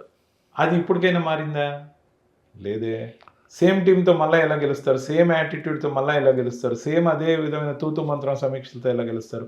ఇవన్నీ చూసిన తర్వాత నమ్మకం కోల్పోవడంతో పాటు ముఖ్యంగా నాకు ఇటువైపు పెరుగుతుంది సార్. ఎందుకంటే దేశం గురించి మాట్లాడాలి. సో మాట్లాడాలని నిర్ణయించుకున్న తర్వాత నేను ఈ నిర్ణయాలు తీసుకోవడానికి కారణం ఒకటి వక్ఫ్ బోర్డు విషయం సార్. ఫస్ట్ ప్రయారిటీ వక్ఫ్ బోర్డు సార్. ఆల్రెడీ ఆ కాశ్మీర్ సంబంధించి నిర్ణయం అయిపోయింది. 500 ఏళ్ల కళ సార్, రామ మందిరం సాకారమైంది. మోడీ గారు, అమిత్ షా గారు సారథ్యంలో సాకారం అవ్వడం గొప్ప విషయం అని నేను అనుకుంటున్నాను. అదొక్కటే కాదు, దాంతోపాటు సార్ బీజేపీ అసలు ఆంధ్రప్రదేశ్కి ద్రోహం చేస్తుందని చెప్పారు. మోడీ గారు ఈ నెల 8వ తేదీ, జనవరి 8వ తేదీ వచ్చి 2 లక్షల కోట్ల ప్యాకేజ్ అనౌన్స్ చేయడంతో పాటు ముఖ్యంగా రైల్వే జోన్కి శంకుస్థాపన చేసి వెళ్ళారు. రైల్వే జోన్ ఇవ్వడం లేదన్నారు, ఇచ్చారు కదా సార్. రైళ్ల రూపురేఖలు మారుతున్నాయి కదా సార్. దాంతోపాటు ముఖ్యంగా ఈ రోజున స్టీల్ ప్లాంట్ని ప్రైవేటీకరిస్తున్నారు, వాళ్ళకి అమ్మేస్తున్నారు, వీళ్ళకి అమ్మేస్తున్నారు అని 11,400 కోట్లు బడ్జెట్లో శాంక్షన్ చేశారు కదా సార్. దాంతోపాటు 35,000 కోట్లు దానికి ఎన్రిచ్ చేసి ఒరిస్సా నుంచి క్యాప్టివ్ మైన్స్ కూడా ఇవ్వబోతున్నారు. 35,000 కోట్ల రూపాయలతో దాన్ని పునరుజ్జీవింపజేయబోతున్నారు. అంటే చెప్పేది అబద్ధం అని తెలుస్తుంది కదా సార్. అంటే ఈ కూటమి ప్రభుత్వం లేకపోతే బీజేపీ ఇవన్నీ ఎందుకు చేయలేదంటారు? అది ఎందుకు చేయలేదో ఆ రోజు పనిచేసినప్పుడు ఎందుకు చేయలేదో ఈ రోజు ఎందుకు పనిచేశారు అనేది కొంచెం టైం ల్యాగ్ అయినా ఇంకోటైనా జగన్ పర్సూ చేయకపోవడం, చంద్రబాబు నాయుడు గారు పర్సూ చేయడం సార్. పర్సూ చేశారు, ఆ రోజున చేశారు, ఈ రోజున ఇంకా మరి అప్పుడు ఎందుకు చేయలేదు, ఇప్పుడు ఎందుకు చేశారు సార్? దాన్ని కన్సిస్టెంట్గా ఆ రోజునున్న జగన్మోహన్ రెడ్డి గారు చేశారు, ఈ రోజునున్న కూటమి చేసింది కాబట్టి. కానీ సపరేట్గా చేసిన అందరి అభిప్రాయం ఒకటే కాబట్టి బీజేపీ చేసింది. కావున చేసిన బీజేపీని ఇక్కడ మనం ఖచ్చితంగా కూడా మెచ్చుకోవాల్సిందే కదా సార్. సో అందుకని బీజేపీ పట్ల జరుగుతున్న దుర్మార్గమైన ప్రచారం ఆగాలి, బీజేపీ చేస్తున్న మంచి పనులు బాగా వెలుగులోకి తేవాలి. నరేంద్ర మోడీ గారి నాయకత్వం, అమిత్ షా గారి నాయకత్వంలో నేను పనిచేయాలి. రాష్ట్ర నాయకత్వం గీసిన గీటు ఏదైతే ఉంటుందో దానికి అనుగుణంగా పనిచేయాలి, కూటమి గర్వాన్ని పాటించాలి, విమర్శల రాజకీయం నుంచి బయటకు రావాలి. ఈరోజు ఆంధ్రప్రదేశ్లో 13 జిల్లాలకు సంబంధించిన వార్తలు తప్ప యూట్యూబ్ నిండా తెలంగాణకు సంబంధించినవి కూడా 10% ఉంటే 90% ఆంధ్రప్రదేశ్లో తిట్ల పురాణమే ఉంటుంది యూట్యూబ్ నిండా. యూట్యూబ్లో ఎవరు ఇట్లా స్క్రోల్ చేసినా మొత్తం ఆంధ్రప్రదేశ్ గురించి ఆయన ఈయన తిట్టు, ఈయన ఆయన తిట్టు సరిపోదు. అంటే ప్రజలకు ఉపయోగపడే పాలసీల గురించి ఎప్పుడు మాట్లాడతారు సార్? ఈరోజు మంత్రులుగా ఉన్నారు గతంలో, వాళ్ళు ఎప్పుడైనా ప్రెస్ మీట్లు పెట్టి వాళ్ళ శాఖ గురించి మాట్లాడారా సార్? మాట్లాడారా సార్? లేదు కదా సార్. ముఖ్యంగా అసెంబ్లీలో వాళ్ళు తిట్టిన తిట్లేంటి సార్? అవి ఆపి ఉండాల్సిన జగన్మోహన్ రెడ్డి గారు ఆపకపోవడం కూడా నాకు బాధ కలిగించింది. ఎందుకంటే ఒకసారి ఆపితే పోటీలు పడి తిట్టకుండా ఉండేవాళ్ళు, కానీ ఆపకుండా వాళ్ళు తిడితే తిట్టారులే మన ప్రత్యర్థి కదా అని వదిలేయడం కూడా నాకు కొంచెం నచ్చలేదు సార్. ఆ రోజు కానీ సార్ ఎప్పుడైనా జగన్మోహన్ రెడ్డి గారు ఎక్స్ప్రెస్ చేశారా ఆ విషయం? ఎట్లా సార్ ఎక్స్ప్రెస్ చేస్తాం? అధికారంలో ఉన్నప్పుడు ఎన్నిసార్లు కలిసి ఉంటాను? మహా అయితే 4 సార్లు కలిసి ఉంటాను. దాంట్లో ఒకసారి నాకు పదవి ఇచ్చినప్పుడు, ఒకసారి నా జీవో గురించి, నా శాలరీ ఫిక్సేషన్ అప్పుడు గురించి, దాని తర్వాత మొదట్లో జాయినింగ్ అప్పుడు, దాని తర్వాత ఇంకోసారి ఎప్పుడన్నా కలిసి ఉంటాను 5-6 ఏళ్ళు. కానీ ఈ ఓడిపోయిన తర్వాత నుండి దాదాపు 7-8 నెలల్లో 9 సార్లు కలిశాను. సో ఆయన నాలాంటి వాళ్ళకైతే రీచ్లోనే ఉన్నాడు. కానీ చాలామంది సామాన్యులకి ఇప్పటికీ జగన్మోహన్ రెడ్డి గారిని చూడడానికి వచ్చే వాళ్ళకి అందుబాటులో లేరు. నేను చెప్పాల్సింది ఇంక నుంచి ఏంటంటే, ప్రో పాలసీస్. బీజేపీ అనే పార్టీ ఏం చేయకుండా 14 రాష్ట్రాల్లో అధికారంలో లేదు, 10 రాష్ట్రాల్లో ప్రతిపక్షంగా లేదు. దేశం గొప్పది, దేశం పెద్దది. దేశం గొప్పది, దేశం పెద్దది. 13 జిల్లాలను దాటుకొని దేశవ్యాప్తంగా జరుగుతున్న మంచి పనుల ప్రాపగాండా కోసం అన్కండిషనల్గా ఎటువంటి పదవి కోరుకోకుండా బీజేపీలో ఒక బీజేపీ ప్రచారకులాగా, సార్ ప్రచారక్ అంటే ఆర్ఎస్ఎస్ అనుకుంటారు, లేదంటే బీజేపీ అనుకుంటారు. నేను 2 కలిపాను. అంటే వాళ్ళ థాట్ ఆఫ్ థింకింగ్ ఆర్ఎస్ఎస్ అయితే, వాళ్ళ పనితీరు అధికారం బీజేపీది. కాబట్టి రెండిటికి కలిసిన సమన్వయంతో ధర్మం కోసం, దేశం కోసం సంబంధించిన అన్ని అంశాలని నేను మాట్లాడతాను. విధానపరమైన నిర్ణయాల గురించి మాట్లాడతాను. బీజేపీ గురించి చాలా మంది ఎవరైతే గొప్పగా మాట్లాడుతున్నారో వాళ్ళ స్థాయిలో మాట్లాడడానికి నేను ప్రయత్నిస్తాను. వీలైతే వాళ్ళ నుంచి అన్నీ నేర్చుకుంటాను. గట్టిగా హిందీ మాట్లాడగలను, అనర్గళంగా మాట్లాడగలను హిందీ, ఇంగ్లీష్ మాట్లాడగలను. నేషనల్ ఛానల్స్లో కూర్చొని 1200 డిబేట్లు చేశాను సార్, కాంగ్రెస్ పార్టీ నుంచి, వైఎస్ఆర్సీపీ నుంచి కలిపి. మొత్తం ఓవరాల్గా తెలుగు మీడియా, యూట్యూబ్ ఛానల్స్తో కలిపితే 6000కు పైగా డిబేట్లు చేశాను సార్. ఇంత మాట తీరు ఏదైతే ఉందో అది బీజేపీకి ఉపయోగపడాలి, దేశం కోసం ఉపయోగపడుతుంది. ఈ ట్రాక్ అంతా కూడా వైకాపాతో ఉంది మీది. లేదు సార్, కాంగ్రెస్లో 10.5 కాంగ్రెస్లో ఉంది, కొంచెం 10.5 సంవత్సరం ఉన్నాను సార్. వైకాపాలో ఇక్కడ 6 సంవత్సరాలు ఉన్నాను సార్. ఇప్పుడు మిమ్మల్ని 16.5 సంవత్సరం కాదు, మిమ్మల్ని భారతీయ జనతా పార్టీ కానీ కూటమి కానీ హార్ట్ఫుల్గా వెల్కమ్ చేయగలదా? చేశారు కాబట్టి కదా సార్ నన్ను తీసుకున్నారు. చాలా మంది చేరుతున్నప్పుడు కూటమిలో అతన్ని ఎలా చేర్చుకుంటామని పక్క పార్టీలు ఆపితే ఆగిన సంఘటన మనం చూసాం. నేను 12:20కి రాజీనామా చేశాను, 12:35కి బీజేపీలో చేరాను. దానికి ముందు వారం రోజులే ముందే సంప్రదించాల్సిన వాళ్ళని సంప్రదించి బీజేపీలో వాళ్ళలో చర్చలు జరిగి తెలుగుదేశంలోకి వెళ్ళాలనిపించలేదా మీకు సార్? తెలుగుదేశంలోకి వెళ్ళాలనిపించలేదా సార్? నేను 13 జిల్లాలను దాటుకొని పనిచేయాలనుకున్నాను సార్. దేశం కోసం జరుగుతున్న పనుల గురించి చెప్పాలనుకున్నాను సార్. మళ్ళీ జాతీయ పార్టీలకు వెళ్ళాలని డిసైడ్ అయ్యాను సార్. అందుకని జాతీయ పార్టీ కోసం అని బీజేపీలోకి వచ్చాను. ఇంకా 13 జిల్లాల రాజకీయం పక్కన పెట్టి దేశంలో జరుగుతున్న మేలుని దేశవ్యాప్తంగా నన్ను ఏదో ఒక రాష్ట్రానికి పంపించిన, ఎటువంటి రాష్ట్రానికి పంపించిన, హిందీలో అయినా నేను బీజేపీ పాలసీస్ని, బీజేపీ ప్రచారకగా మాట్లాడుతున్న క్రమంలో పదవి వస్తే, ఏదైనా పదవులు వస్తే ఓకే సార్. అంతేగాని నేను ఇప్పుడు వెళ్ళి వాళ్ళకి వీళ్ళకి మధ్యలో దూరి పదవుల కోసం నేను ఈ పార్టీలోకి రాలేదు సార్. 100% చెప్తున్నాను. నేను ఓపెన్ మైండ్తో వస్తున్నానని కూడా చెప్పడం జరిగింది. బీజేపీ ప్రచారకగా ఉండడానికి పని మాత్రం ఇవ్వమని అడిగాను సార్. రాజకీయంగా పని ఎప్పుడు ఇస్తారో పనితీరుతోనే పదవులు వస్తాయి. కాబట్టి పని ఇవ్వమని అడిగాను సార్. ఖచ్చితంగా పని ఇస్తాం, నీకు బాధ్యతగా పని పెడతామని చెప్పారు సార్. నచ్చింది సార్, చేరాను సార్.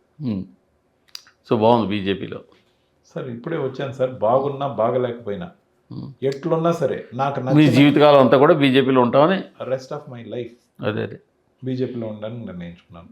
ఇక మీదట సార్ ఊరికే అటుపోయి ఇటు, ఇటుపోయి అటు, చేరిన పార్టీలోకి వెనక్కి రావటం ఇలాంటివన్నీ అసలు వదిలిన తర్వాత ఇంకో పార్టీలోకి వెనక్కి రాకూడదు సార్. న్యాయంగా రాకూడదు. వచ్చాడంటే అవకాశవాదం. ఇప్పుడు కాంగ్రెస్ పార్టీని వదిలేను, తిరిగి కాంగ్రెస్ పార్టీలో పోలేదు సార్. అది కూడా జాతీయ పార్టీ కదా. అక్కడ ఉన్న లోపాలు పూర్తిగా చూసిన తర్వాతే వచ్చాను. కానీ వచ్చిన తర్వాత ఇన్నేళ్లకి నాకు జ్ఞానోదయం అయినట్టు ఆ వక్ఫ్ బిల్లు గురించి తెలిసిందాక నాకు ఆ దుర్మార్గం 1951లో జరిగింది సార్. మత ప్రాతిపదికన ఈ దేశం విడిపోయింది సార్.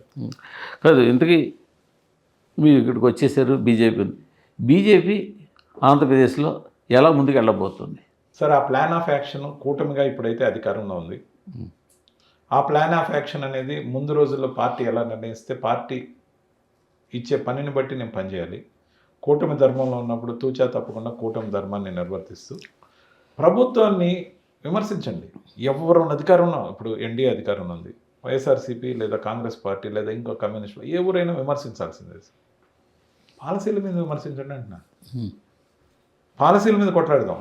ఉమ్, పాలసీల మీద కొట్లాడడం, ప్రజలకు ఇచ్చిన హామీలను నిలదీయటం తప్పు లేదు. కానీ మీరు ముందు ఏ పార్టీ అయితే విమర్శిస్తుందో మీ పార్టీ ఎక్కడుందో చూసుకోండి. ఉమ్, ఇప్పుడు సిపిఎం విమర్శిస్తాయి అనుకుంటా. అవును. విమర్శించకూడదని నేను అవును. ఒక్కరేమన్నా విమర్శించవచ్చు. అవును. కానీ విమర్శించే పెద్ద మనిషి తన పార్టీని తను డెవలప్ చేసుకోలేనప్పుడు ఉమ్, ఎందుకు సార్ విమర్శించడం ఊరికే? ఓకే. ఒంటికాయ సో ఇప్పుడు మీరు పార్టీ డెవలప్మెంట్కి ట్రై సార్ చేస్తారు. మేము బీజేపీకి సంబంధించి అంకిత భావంతో పనిచేస్తాం. ఉమ్, బీజేపీ భావజాలాన్ని, బీజేపీ యొక్క గొప్పదనాన్ని, బీజేపీ కూటమి ద్వారా తీసుకునే నిర్ణయాల్ని గౌరవిస్తాం, అయ్యే పాటిస్తాం. బీజేపీ ఏ పని నిర్దేశిస్తే ఆ పని చేస్తూ బీజేపీ దేశవ్యాప్తంగా తీసుకున్న పాలసీల్ని ముఖ్యంగా తెలుగు రాష్ట్రాల్లో బాగా వినబడేలాగా అప్పచెప్తే నార్త్ ఇండియాకి వెళ్ళి అన్ని యూట్యూబ్ ఛానల్స్ నుంచి అన్ని బాధ్యతల నుంచి వీలైనంత వరకు డిబేట్లు తగ్గించి వాదనలు ప్రతివాదనలు వద్దనుకుని వాదనలు ప్రతివాదనలు నేను ఆయన విమర్శించి ఆయన నన్ను విమర్శించి ఇక నుంచి దాదాపుగా డిబేట్లకు దూరం. కానీ పార్టీ నిర్దేశిస్తే ఎస్, ఖచ్చితంగా ఎస్. ఇక్కడ స్క్రిప్ట్ ఉండదేమో. సో ఇక్కడ ఏం స్క్రిప్ట్ లేదు. ఉమ్, అంటే పార్టీ లైన్ అనేది ఒకటి ఏదైతే ఉందో అవును. ఆ లైన్ని దాటకుండా జాగ్రత్తగా ఉండాలి. ఉమ్, ఇప్పుడు నేను మీతో మాట్లాడే దాంట్లో ఎక్కడైనా ఉమ్, తప్పు దొరలకుండా చూసుకోవాల్సిన బాధ్యత మాత్రం నా మీద ఉంటుంది. ఉమ్, అందుకనే ఈ ఇంటర్వ్యూ వరకు ఉమ్, ఆ వదిలి వచ్చిన పార్టీ గురించి మాట్లాడా, ఇప్పుడు ఎందుకు వచ్చానో మాట్లాడా, రాబోయే రోజుల్లో నేనేం చేస్తున్నాను అని మీరు అడిగినప్పుడు నా పార్టీ తరఫున లేదు కూటమి తరఫున కూడా మీరు నన్ను ప్రశ్నించవచ్చు. కూటమి ఈ విధంగా చేస్తుంది, మీ అభిప్రాయం ఏందో మీరు అడగచ్చు. సో దానికి కూడా నేనే సమాధానం చెప్పాల్సి ఉంటుంది. ఆంధ్రప్రదేశ్కి రిప్రజెంట్ చేస్తున్న కూటమి తరఫున ఉన్న ఒక పార్టీగా మిగతా పార్టీలు ఈ విధంగా వెళ్తున్నాయి, మీ అభిప్రాయం ఏందని అడిగితే కూడా నేను చెప్తాను. ఇక్కడ బీజేపీలో కూడా మీకు సరైన సహకారం రాకపోయి, మాట్లాడడానికి అవకాశం రాకపోయి, మిమ్మల్ని పక్కన పెట్టే పరిస్థితి వస్తే అప్పుడేం చేస్తారు? సార్ నాకు పని ఇచ్చినా ఇవ్వకపోయినా ఇక నేను జీవితంలో పార్టీ మాను ఉహు, ఇక్కడ అలాంటి పరిస్థితులు ఎదురైతే ఇక్కడే ఉంటారు. ఉంటాను. ఎందుకంటే ప్రతి పార్టీకి సంబంధించి పక్క పార్టీలో వాళ్ళ ఇన్ఫ్లుయెన్స్లు కొన్ని ఉంటాయి. కానీ బీజేపీలో ఒక సిద్ధాంతం ఉంది. సిద్ధాంతానికి స్కూల్ ఆఫ్ థాట్ అని ఒకటి ఉంది. They are observing. ఒక థర్డ్ ఇలాగా మూడో నేత్రంలాగా మీద నుంచి చూస్తుంటారు. చూస్తుంటారు. ఎవరు ఎలా ప్రవర్తిస్తున్నారు, వాడు నిజాయితీపరుడా కరప్టెడా, వాడి భావజాలం ఏంది, వాళ్ళ నిజాయితీ ఎంత, ఎవరన్నా వాడిని తొక్కేస్తున్నారా, వాడిని ఎవరన్నా పక్కన పెడుతున్నా వాళ్ళు అబ్జర్వ్ చేస్తుంటారు. ఇది నాకు నచ్చింది సార్. సో అందువల్ల మీకు ఇక్కడ బ్రైట్ ఫ్యూచర్ ఉందని మీరు అనుకుంటున్నారు. బ్రైట్ కానీ డిమ్ కానీ దేవుడు నిర్ణయిస్తాడు. కానీ బీజేపీ స్క్రిప్ట్ ప్రకారం బీజేపీ పార్టీ జెండా కోసం అలుపెరగని పోరాటం చేస్తుంది.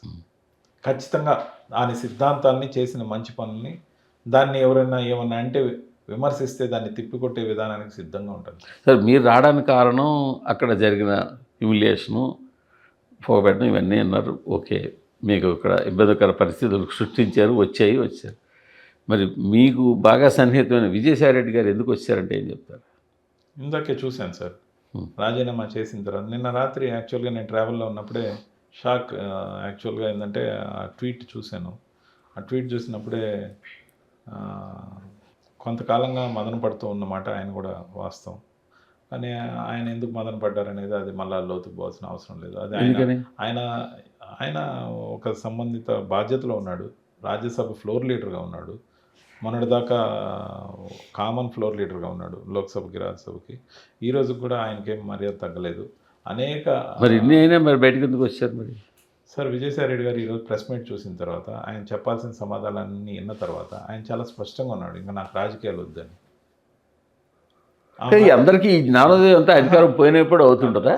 కాదు సార్, ఆయన మీద అనేక ఆరోపణలు ఉంటాయి. అన్నిటికీ కూడా సార్ జ్ఞానోదయం అనేప్పుడు నేను జస్ట్ ఒక చిన్న పదవి అనుభవించి వచ్చాను. విజయసాయిరెడ్డి గారు ఒక చార్టెడ్ అకౌంటెంట్ స్థాయి నుంచి ఆ కుటుంబంతో సుదీర్ఘంగా 30 ఏళ్ళ పైన ట్రావెల్ చేసిన వ్యక్తిగా ఆయన ద్వారా జగన్మోహన్ రెడ్డి గారి ద్వారా రాజ్యసభ సభ్యుడు కావడంతో పాటు ఉభయ సభలకి ఫ్లోర్ లీడర్గా 5 సంవత్సరాలు ఉన్నాడు సార్.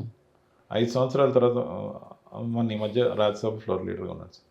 ఆయన డిజిగ్నేషన్ చాలా పెద్దది. కామర్స్ కమిటీ చైర్మన్‌గా, పబ్లిక్ అఫైర్స్, తర్వాత లెజిస్లేచర్స్, తర్వాత ప్యానెల్ స్పీకరు, తర్వాత ఈ మధ్య ఐక్యరాజ్య సమితికి వెళ్ళి రావడం. కానీ అలాంటి వ్యక్తి ఒక్కసారిగా అన్ని పదవులను వదులుకోవడం, లేకపోతే ఉండే క్వార్టర్స్ కూడా ఖాళీ చేసి వ్యవసాయం చేసుకుంటా అని చెప్పే పరిస్థితికి రావడానికి ఒక విధంగా ఆయనకి ఏమన్నా విరక్తి ఏమన్నా కలిగిందేమో రాజకీయాల మీద. ఎందుకబ్బా ఈ వయసులో సార్ 67 ఇయర్స్, 68th రన్నింగ్ అనుకుంటా సార్ది. సో ఇంక వద్దు, ప్రశాంతంగా ఉందాం, వ్యవసాయం చేసుకుంటాం, గెస్ట్ లెక్చర్లు ఇస్తా అని చెప్తున్నాను సార్. సో హార్టికల్చర్ మీద వాటి మీద. సో మరి నిర్ణయాన్ని గౌరవిద్దాం. ఇప్పుడు రాజకీయాల్లో ఇంకో పార్టీకి పోతున్నా అంటే ఎందుకు పోతున్నాడు, లేకపోతే ఇంకేదన్నా ఉందా, దాంట్లో ఏదన్నా మతలబు ఆయన ఓపెన్గా ఒకటే చెప్తున్నాడు, ఐఎమ్ క్విటింగ్ పాలిటిక్స్. ప్రతి మనిషికి ఒక హక్కు ఉంటుంది సార్, తన స్వయం నిర్ణయాధికారం. ఈరోజు నేను పార్టీ మారుతా అన్నప్పుడు చాలామంది బంధువుల్లో కానీ మిత్రుల్లో కానీ ఉండు, జగన్ గారు నీకు ప్రాధాన్యత ఇస్తున్నారు, జగన్ గారితోనే ఉండు. ఎస్, జగన్ గారితో ఉండొచ్చు, కానీ నాకు అక్కడ నేషనల్ పాలసీస్ గురించి మాట్లాడాలనుకున్నా, ఇక్కడున్న లోటుపాట్ల గురించి ఆల్రెడీ చెప్పా.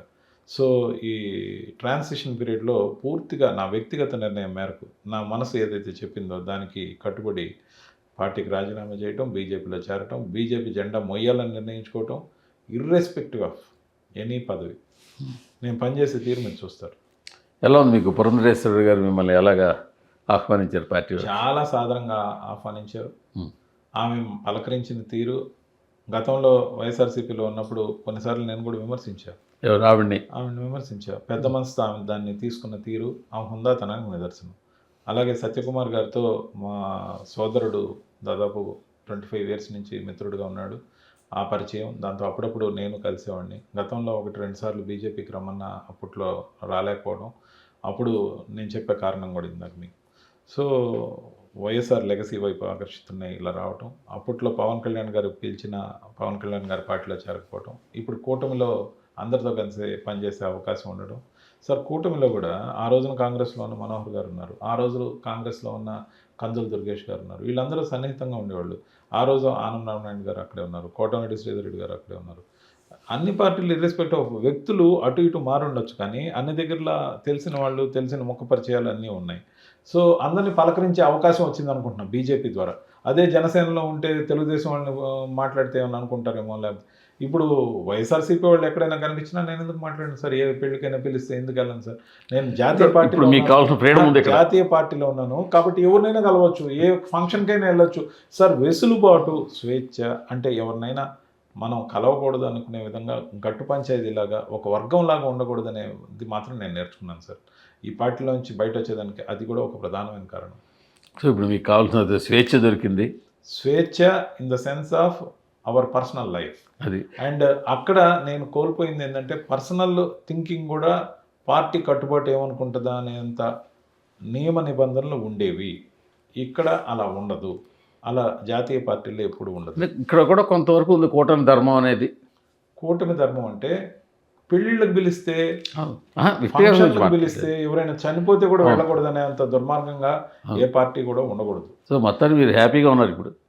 సార్ స్వేచ్ఛగా ఉన్నాను, స్వేచ్ఛగా ఉన్నారు. ముఖ్యంగా నచ్చిన పని చేస్తున్నాననే భావన నరంలో ఉంది. ముఖ్యంగా దేశానికి పనికొచ్చే అంశాలు సార్ మాట్లాడగలిగేవాడు 10 మందికి అర్థమయ్యేది చెప్పడాన్నే ప్రచారక అంటారు సార్. భావజాలాన్ని వ్యాప్తి చేయడమే. కానీ ఒక రీజనల్ పార్టీలో ఇంత ఫాస్ట్గా ఒక నేషనల్ పార్టీలో ఎదగలరా? ఎదగడం ఎదగకపోవడం అనేది నా చేతుల్లో లేదు సార్, దైవ నిర్ణయం.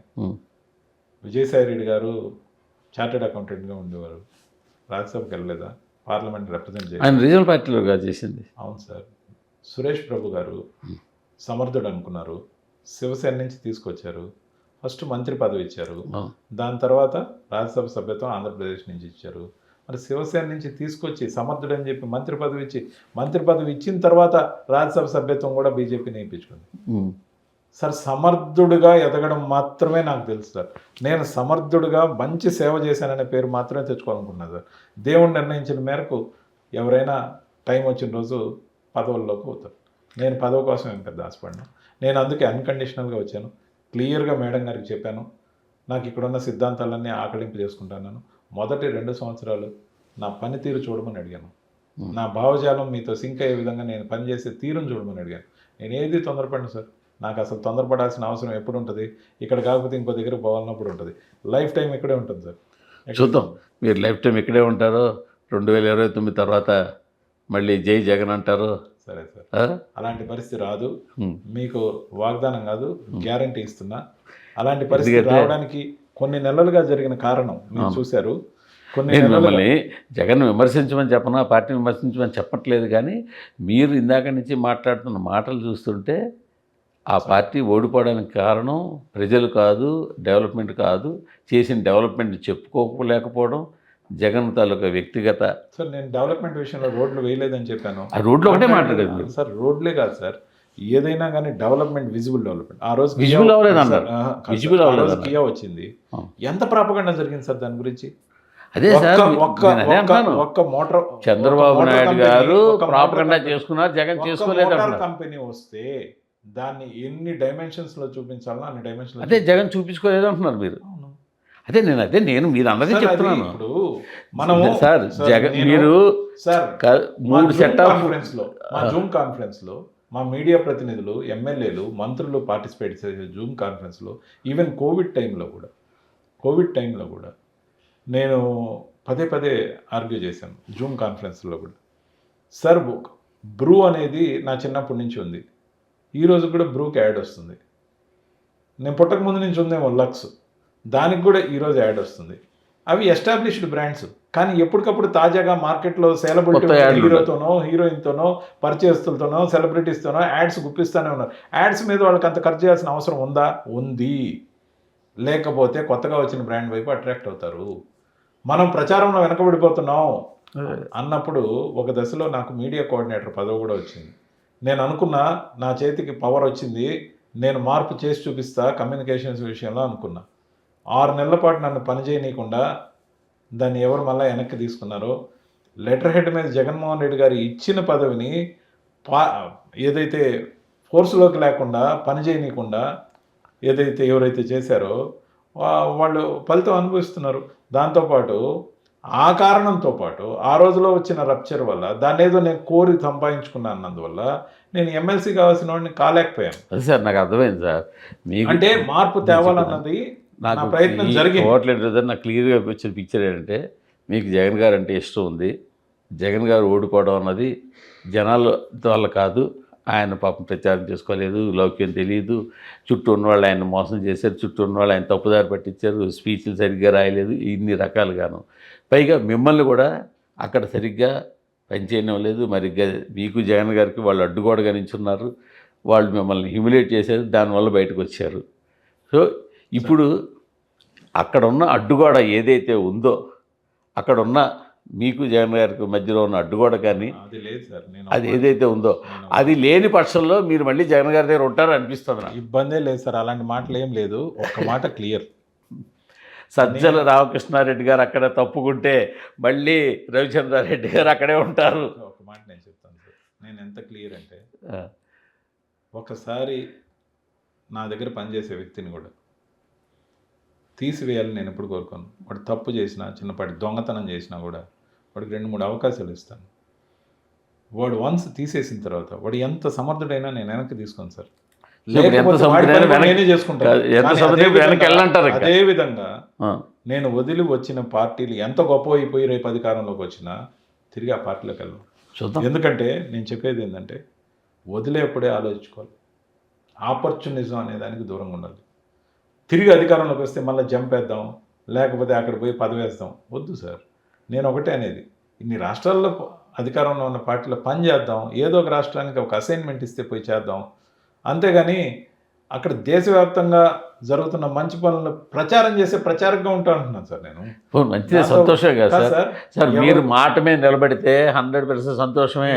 ఒక నిబద్ధతగా ఉన్న రాజకీయ నాయకుడిగా నిలబడతారు. మేము కూడా రవిచంద్రారెడ్డి గారు మాట మీద ఉన్నారని అనుకుంటున్నారు. నేను దేవుణ్ణి బలంగా నమ్ముతాను.